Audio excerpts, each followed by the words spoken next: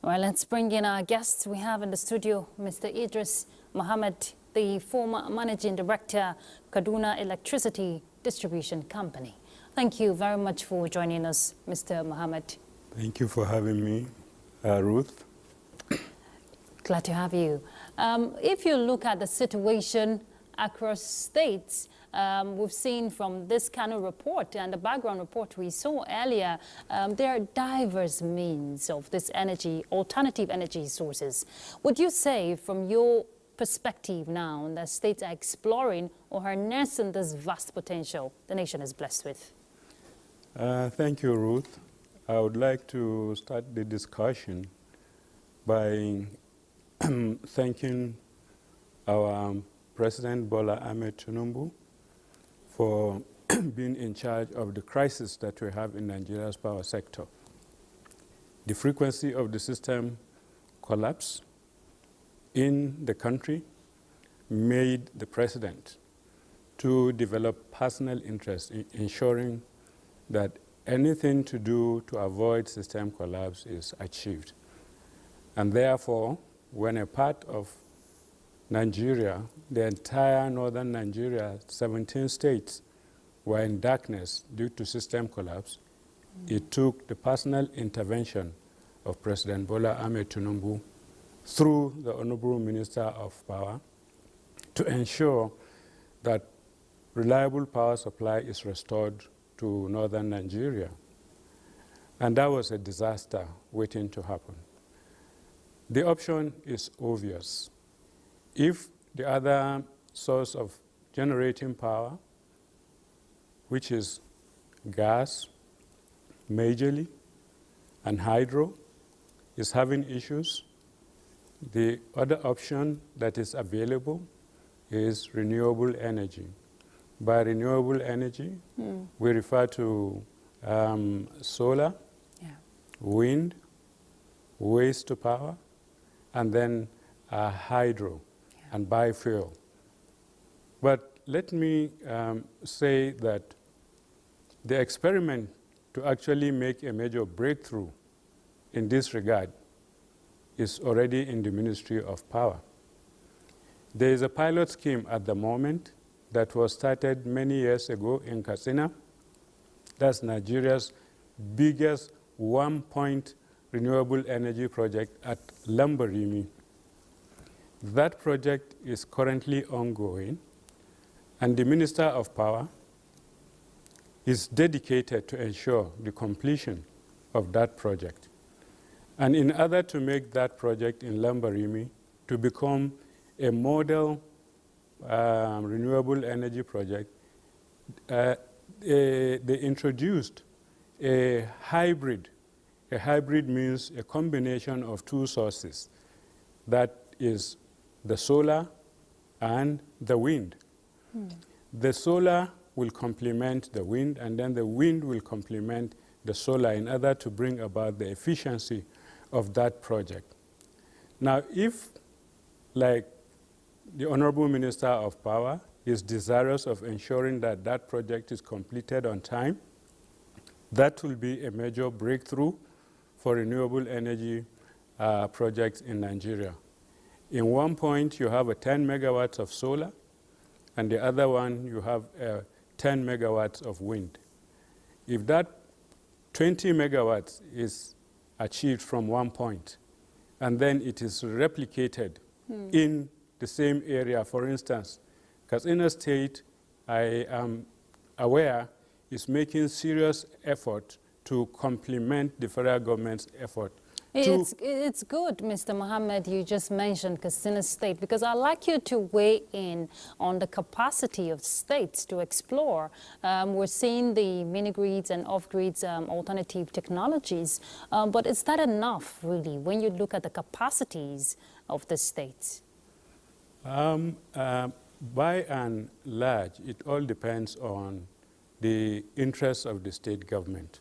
For instance, a state government has the capacity to generate a minimum of 100 megawatts of power from solar, from wind, at the same time.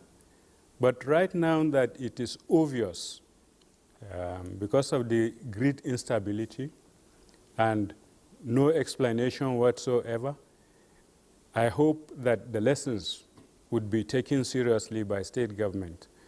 Also, the devolution of the regulatory issues that relate to constructing solar power plants, wind power plants, hydropower plants has been devolved to states. It's a great opportunity for state governments to actually develop interest in order to make sure that darkness is removed entirely from the Nigerian environment. Which will require a lot of investment, Mr. Mohammed, you agree with me. Isn't it the best time, especially with this recent national grid collapse, is it not the best time to look at, or rather exploring investment opportunities in these areas?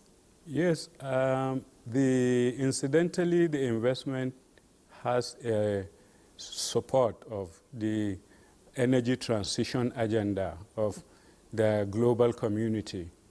The energy transition program comes with it funding support, funding opportunities for renewable energy. It's for state governments to take advantage of this gigantic program that the global community is actually interested in, is promoting, and then the cost of renewable energy projects is more or less dropping to the barest minimum. Therefore, I agree to a large extent that it is very, very necessary for states to take advantage of this current situation to make sure that they support the effort of the federal government.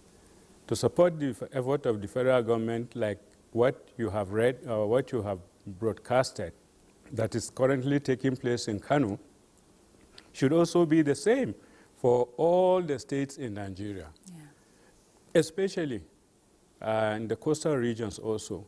The coastal regions can also develop interest and undertake projects in a combination of the wind and then the solar. And they can generate quite a huge amount of power from that region. By the coastal region, I mean Lagos, Port Harcourt, Calabar, and Warri. All those are areas that can take advantage of this new innovation, this new hybrid technology to generate power. And then within a very shortest time, you are good to go. So I advise that state governments all over Nigeria, if one state government decides to generate 100 megawatts of power, we have 36 states in Nigeria with federal capital. It means that states alone can generate 3,700 megawatts of power within 12 months. We have the resources, Mr. Mohammed, but we'll pick up with this conversation. Let's take a break. All right, Mr. Idris Mohammed, you just saw Enugu's report, and one key thing I'll pick out from there is the issue of funding. Earlier, you talked about the cost of renewable energy. Now, how can private sector come in, in the aspect of investment, especially if they want to explore the benefits from the aspect of job creation, reliability, and of course, stability? Private sector would normally come in once the project, renewable energy projects, either solar, wind, biomass, waste. Once the project is bankable, the private investor would normally participate in carrying out those kind of projects. And in most of the projects that you have seen, in all those states where this activity is taking place, a lot of it is coming and is being funded through private sector initiatives. Okay. Therefore, it's just for the state government to create that, interest and commitment to support the federal government's effort in ensuring that they develop their own independent sources of power.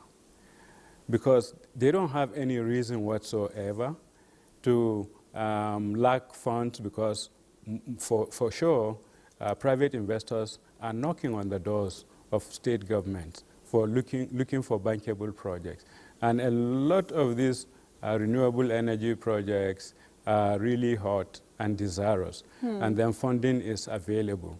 As you can see, in some of the states that you have visited, you can see that work is going on. Then what is happening in those other states? Those other states also need to brace up and then also develop interest in developing the economy. Power is the backbone of the economy. And then the business of power is a very, very lucrative business. In anywhere in the world where you have the business of power, that is the backbone of the economy, is certainly a very, very profitable enterprise. So state governments should wake up and then participate fully in renewable energy projects. And that will be the game changer for the Nigeria's power sector. We don't have any other option than to know that once there is electricity, the economy would be performing. Employment will be at its peak. Youth's restiveness would also be checked. Therefore, the state governments should really play a major role. And once they are up to it, a lot will happen. In 1 year, renewable projects generally, they don't last more than 1 year.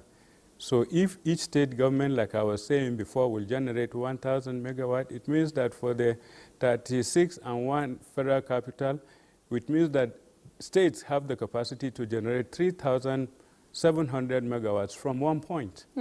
And then look at the capacity of the Mambila hydroelectric power project. Mambila hydroelectric power project has the capacity to generate a minimum of 3,050 megawatts of power. It has the capacity to generate much more than that. Yeah. Why can't that project be realized?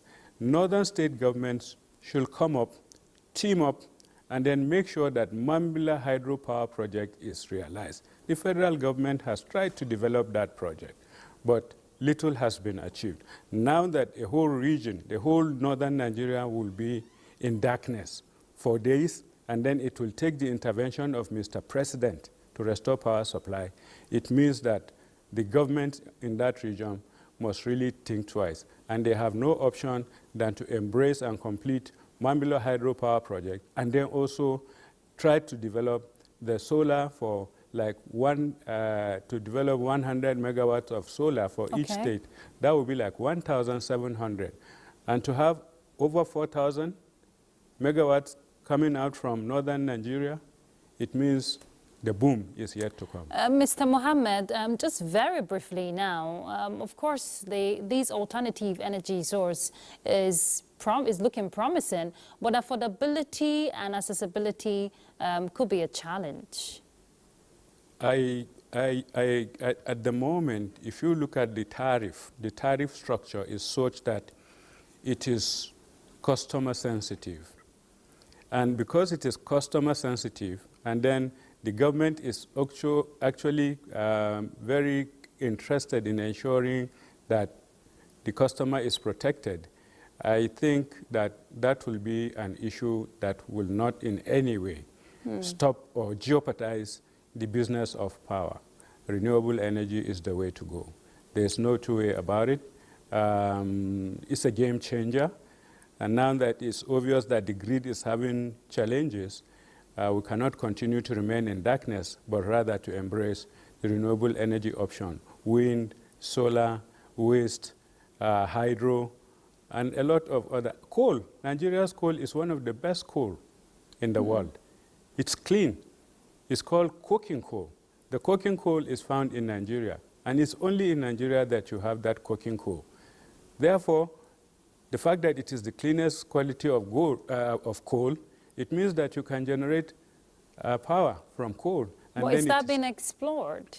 Yeah, some of the companies like Dangote, like those cement manufacturing plants, a lot of them are on coal. And then it's just that the information is not quite available or is not being marketed for obvious reasons. But the coal to power business is a boom, and it's taking place right now. That's why those cement companies are not complaining, and they are not investing in biofuel. All right. Of course, we'll continue to raise the ante on awareness for alternative energy sources. Thank you so much, Mr. Idris. Mohammed is the former Managing Director, Kaduna Electricity Distribution Company. Thank you very much for your time on Thank Weekend you, File. Ruth. It's a pleasure. Thank you. All right.